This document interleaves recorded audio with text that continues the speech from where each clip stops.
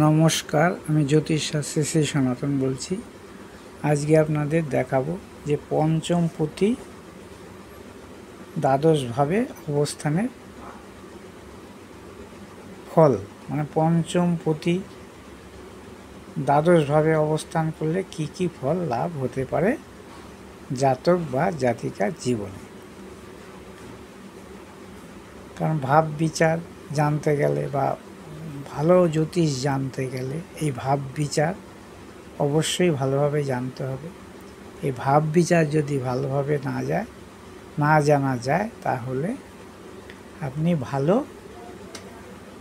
Prediction বা ভবিষ্যৎবাণী করতে পারবেন না। জ্যোতিষ হয়ে যদি ভাব সম্বন্ধে ভালো জ্ঞান না থাকে, ভাবের অবস্থানগত, গ্রহের অবস্থানগত এবং দৃষ্টিগত, প্রেক্ষাগত, শত্রু মিত্র, উঁচু নিচু সব কিছু নিয়েই জ্যোতিষ। এই জ্যোতিষ ভাব বিচার যদি সঠিকভাবে করা যায়, তার সঙ্গে যদি শুভ গ্রহের দশা অন্তর্দশা মানে চলে সেই সময়, তাহলে জাতকের ভীষণ জীবনে সাফল্য লাভ করে। যে কোনো বিষয়ে, পড়াশোনার সময় চললে পড়াশোনা, কর্মের সময় কর্ম এবং বাকি যে আদার্স বিষয়ে সেসব বিষয়েও জাতকের সাফল্য লাভ হয়, তার যদি দশা শুভ দশা ভালো চলে। এই দশা সম্বন্ধে আমি পরে আপনাদের অবশ্যই ভিডিও বানাবো বা বলবো। দশা থেকেই বোঝা যাবে জাতকের কোন সময়ে উন্নতি হবে। দশা না দেখলে বোঝা যাবে না। ভাব বিচারে ভবিষ্যৎবাণী করা যাবে, কিন্তু দশা থেকে জানা যাবে সময় বা কাল। আসুন আজকে আপনাদের জানাই পঞ্চম ভাব বিচার। পঞ্চম ভাবের থেকে কি কি জানা যায় এবং পঞ্চমপতি কোথায়, দ্বাদশভাবে কোথায় অবস্থান করলে কি কি ফল জানা যায়। যারা জ্যোতিষ শিখছেন বা জ্যোতিষ সম্বন্ধে আগ্রহী তারা, বা যারা জ্যোতিষ জানেন না, যাদের বাড়িতে কুণ্ডলী আছে, কুণ্ডলী কি করে দেখবেন, আমার এই ভাব বিচারটা যদি আপনারা ভালো করে বোঝেন তাহলেই বুঝতে পারবেন আপনার ভাবের অধিপতি কোথায় বসে আছে, কোন ঘরে বসে আছে। তাহলে আমি যা বলবো সেগুলো যদি ভালো করে আপনি মনে রাখেন, তাহলে বুঝতে পারবেন যে আপনার জীবনে এই ঘটনা ঘটতে পারে। আসুন জানাই আজকে পঞ্চম ভাবের অবস্থান। এই যে আমি এখানে লিখে রেখেছি লগ্ন, এটা লগ্ন হলে এটা হচ্ছে দ্বিতীয়পতি, তৃতীয়পতি, এই দেখুন মেষ তৃতীয়, মিথুন তৃতীয়পতি, কর্কট চতুর্থ, পঞ্চমপতি হচ্ছে সিংহ, রবি। তাহলে সিংহের অধিপতি হচ্ছে রবি। এই রবি কোথায় অবস্থান, মানে এই দ্বাদশ ভাবের, এই যে দ্বাদশ ভাব 12টা ভাব কোথায় পঞ্চমপতি হিসাবে, রবি পঞ্চমপতি হিসাবে কোথায় অবস্থান করলে কীরকম ফললাভ হয় আসুন জানা যাক। পঞ্চমপতি, এই রবি যদি এখানে অবস্থান করে, ধরুন এখানে রবি যদি লগ্নে অবস্থান করে, তাহলে জাতকের রোগ প্রতিরোধ ক্ষমতা জোরালো হবে, অসুস্থ হলে তাড়াতাড়ি সেরে উঠবে। জাতক খেলাধুলায় অথবা শিল্পকলায় প্রতি আগ্রহ হবে, সহজে সকলের সঙ্গে মেলামেশা করতে পারবে।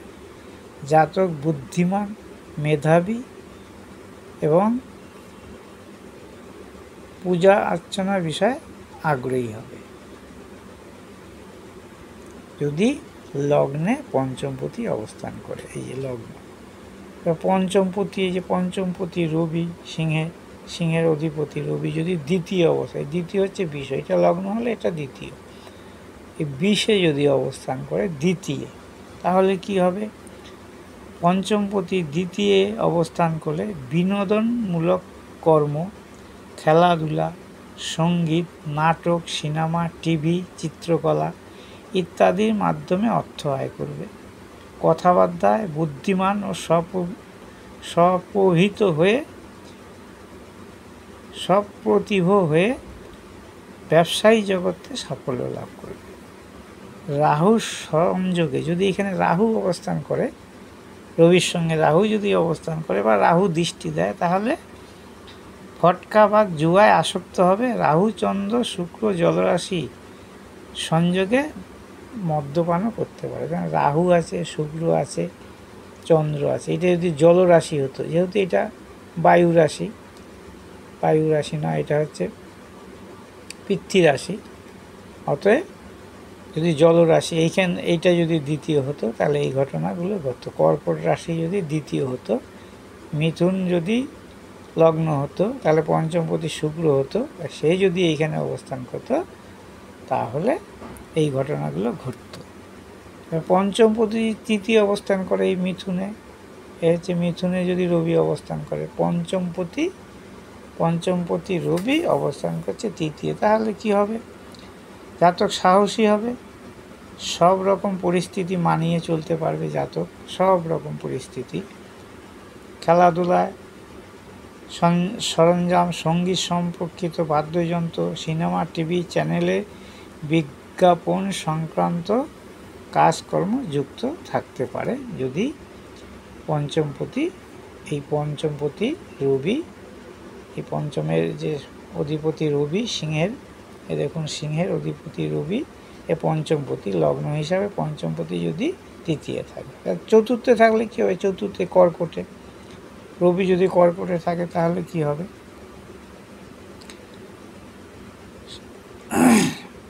চতুর্থ যদি রবি অবস্থান করে, তাহলে জাতকের বা জাতিকার সন্তান লাভ নাও হতে পারে, মন দুশ্চিন্তায় পূর্ণ থাকে, প্রেমে বিফল, জুয়া ফটকায় ক্ষতি নির্দেশ করে এবং রোগ নিরাময় হতে সময় লাগে, এই পঞ্চমপতি যদি চতুর্থে থাকে। তো পঞ্চমপতি চতুর্থে যদি থাকে, তাহলে এই ঘটনাগুলো ঘটতে পারে। পঞ্চমপতি যদি পঞ্চমে থাকে, এই দেখুন রবির ঘরে, রবির ঘরে, এই পঞ্চমপতি যদি পঞ্চমে থাকে, তাহলে জাতক বা জাতিকার পক্ষে হয় শুভ। প্রতিবেশী বন্ধু বান্ধবের সঙ্গে সম্পর্ক ভালো থাকে, খেলাধুলায় শিল্পকলায় আগ্রহ পারদর্শী হয়, প্রেমিক প্রেমিকার সঙ্গে মানসিকতার মিল থাকে, জাতক সুসন্তান লাভ করে এবং সে ধার্মিক হয়, পঞ্চমপতি যদি পঞ্চমে অবস্থান করে। এবার পঞ্চমপতি যদি ষষ্ঠে অবস্থান করে, এইখানে কন্যাতে, এটা হচ্ছে ষষ্ঠ স্থানে, এইটা যদি লগ্ন হয় 1 2 3 4 5 6, ষষ্ঠে অবস্থান করে, তাহলে কি হবে? জাতক অসুস্থ হয়ে পড়লে দ্রুত সেরে উঠবে, জাতকের মানসিক রোগ হতে পারে, জুয়া ফটকা শেয়ার ইত্যাদি জাতকের লাভ হয়, মানে এসব লটারি টাকা শেয়ার বাজারে জুয়া খেললো, তাতে জাতকের লাভ হবে। জাতকের প্রেম সফল হয় না, শৌখিন পোশাক পরিচ্ছদ পছন্দ করে, জীবনে অধিকাংশ প্রচেষ্টা চেষ্টা করে জাতক, তাহলে তাতে সফলতা লাভ করে, যদি পঞ্চমপতি ষষ্ঠে অবস্থান করে। পঞ্চমপতি যদি এই ধরুন সপ্তমে, এই লগ্ন থেকে তুলা হচ্ছে সপ্তম, এই সপ্তমে অবস্থান করে, তাহলে কি হবে? তাহলে জাতকের প্রেম করে বিবাহ হবে, স্বামী স্ত্রীর মধ্যে সম্পর্ক ভালো হবে, পরিচিত লোকজনের সঙ্গে সম্পর্ক ভালো হবে, জাতক বিপরীত লিঙ্গের প্রতি আকর্ষিত হবে, যদি পঞ্চমপতি সপ্তমে অবস্থান করে। এবার যদি পঞ্চমপতি অষ্টমে অবস্থান করে, তাহলে কি হবে? পঞ্চমপতি, এই যে পঞ্চমপতি দেখতে পাচ্ছেন, এটা যদি অষ্টমে, এই যে হচ্ছে অষ্টম, বৃশ্চিক রাশি হচ্ছে অষ্টম, এই অষ্টমে যদি রবি অবস্থান করে, রবি পঞ্চমপতি হিসাবে রবি অবস্থান করে, তাহলে কি হবে? সন্তান নিয়ে সমস্যা বা সন্তান লাভে বাধা বিপত্তি থাকে, সন্তান নিয়ে মন দুশ্চিন্তাপূর্ণ থাকে, জীবনের অধিকাংশ চেষ্টা বাধা বিপত্তি এবং বিফলতা নির্দেশ করে। যদি পঞ্চমপতি অষ্টমে থাকে, যদি পঞ্চমপতি নবমে থাকে, যে নবম হচ্ছে ধনুঘর, মেষ থেকে নবম হচ্ছে ধনু, তাহলে কি হবে? জাতকের শরীর স্বাস্থ্য ভালো থাকবে, জাতক বুদ্ধিমান হবে, মেধাবী, গবেষণা করার মানসিকতা থাকবে। পঞ্চমপতি রবি যদি এইখানে থাকে পঞ্চমপতি হিসাবে, জাতক আনন্দময় জীবনযাপন করবে, ধর্মের বিষয়ে জ্ঞান থাকবে, প্রেমের ব্যাপারেও সৎ হবে এবং জাতকের উচ্চশিক্ষা লাভ হবে। পঞ্চমে থাকলে, পঞ্চমপতি নবমে থাকলে, সে পঞ্চমপতি রবি ব্যতীত অন্য কোনো গ্রহ হতে পারে। এটা আমি লগ্ন যেহেতু মেষ, সেই জন্যে রবি পঞ্চমপতি হচ্ছে। এটা যদি লগ্ন বিষ হতো তাহলে পঞ্চমপতি বুধ হতো। এইগুলো গ্রহ অবস্থানের ফল। এই গ্রহ মানে পঞ্চমপতি লগ্নে, দ্বাদশে কি দ্বিতীয় থাকলে কীরকম ফল লাভ হয়, এটা প্রাথমিক। এবার এর সঙ্গে আরও গ্রহ যুক্ত হয় বা দৃষ্টি দেয় এবং প্রেক্ষা, এইসব সংযোগে, গ্রহ সংযোগও ফল কিন্তু অনেক চেঞ্জ হয়। এটা প্রাথমিক এবং এটা জানতে হবে। এটা জানার পর যখন গ্রহ দৃষ্টি, গ্রহযুক্ত নক্ষত্র এসব সম্বন্ধে নিয়ে সম্পূর্ণ ভাবটা বিচার করা হবে, তখন আরও ভালোভাবে জানা যাবে। তবে এইটা না জানলে ওগুলো ভালোভাবে জানা যাবে না। তো পঞ্চমপতি যদি দশমে, রবি এখানে অবস্থান করে, পঞ্চমপতি হিসাবে রবি যদি দশমে অবস্থান করে, তাহলে কি হবে? আনন্দদায়ক ক্রিয়াকলাপ, নৃত্য, সঙ্গীত, নাটক, cinema, TV, beautician, air hostess, চিত্রশিল্পী ইত্যাদির মাধ্যমে অর্থ নির্দেশ করবে, অর্থ রোজগার বা আয় করা বোঝাবে।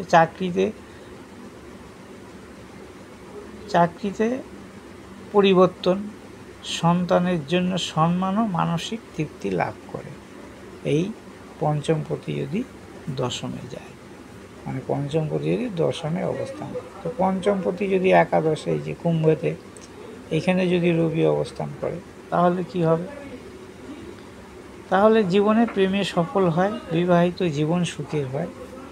এখানে অবস্থান করলে রবি একাদশে, সন্তানের সঙ্গে সুখ সম্পর্ক হয়, জাতক আনন্দময় পূর্ণ জীবনযাপন করে, জুয়া, ফটকা, শেয়ার প্রভৃতি ঝুঁকিপূর্ণ কাজে জাতক লাভবান হয়। জাতক শিল্পকলা সাফল্য লাভ করে থাকে যদি পঞ্চমপতি একাদশে অবস্থান করে। যেহেতু এটা রবি হিসাবে, এটা যে কোনো গ্রহ হতে পারে পঞ্চমপতি হিসাবে। যেহেতু এটা লগ্ন মেষ, সেহেতু পঞ্চমপতি রবি, সেই হিসাবে রবিকে দিয়ে দেখানো হচ্ছে। রবি বলতে সূর্য। পঞ্চমপতি যদি দ্বাদশে অবস্থান করে মিনে, তাহলে কীরকম ফল পাবে? জাতকের সন্তান হারানোর সম্ভাবনা থাকে, সন্তান দ্বারা অর্থ ও সম্পত্তির ক্ষতি হয়, অর্থ লগ্নি করলে লোকসান হয়, প্রেমিক প্রেমিকার দ্বারা হানির সম্ভাবনা থাকে। এই পঞ্চমপতি দ্বাদশ গৃহে অবস্থানের ফল বললাম। এগুলো আপনাদের অবশ্যই মনে রাখতে হবে, বা যারা জ্যোতিষ শিখছেন বা জ্যোতিষ সম্বন্ধে আগ্রহী, যারা জ্যোতিষ নিয়ে গবেষণা করেন বা জ্যোতিষ নিয়ে জ্ঞান লাভ করেন বা লাভ করার ইচ্ছা প্রকাশ করেন, তাদের এই জিনিসগুলো অবশ্যই ভালোভাবে মনে রাখতে হবে। আমার মোবাইল নম্বর হচ্ছে 9333828747। এখানে লেখা দেখতে পাচ্ছেন। আমার সঙ্গে যোগাযোগ করতে হলে এই নম্বরে অবশ্যই যোগাযোগ করবেন। যে কোনো সমস্যার সমাধান করে থাকি স্বল্প মূল্যে। যে কোনো সমস্যা, বিবাহ, পড়াশোনা, উচ্চশিক্ষা, বিদেশ যাত্রা, সাংসারিক জীবন, বাস্তু দোষ, বাচ্চারা কেন পড়াশোনা করছে না, উচ্চশিক্ষা বা বিদেশ যাত্রা, ডাক্তার কোন লাইনে পড়াশোনা করলে মানে ভালো হবে, জাতক বা জাতিকার সমস্ত বিষয়ে স্বল্প মূল্যে সমাধান করে থাকি বা তার প্রতিকার করে থাকি। আমার এই ভিডিওটা যদি ভালো লাগে অবশ্যই লাইক করবেন, শেয়ার করবেন, কমেন্ট করবেন এবং আমাকে সাবস্ক্রাইব করবেন, যাতে আমি আরও উৎসাহ পাই এই ভিডিও বানাতে।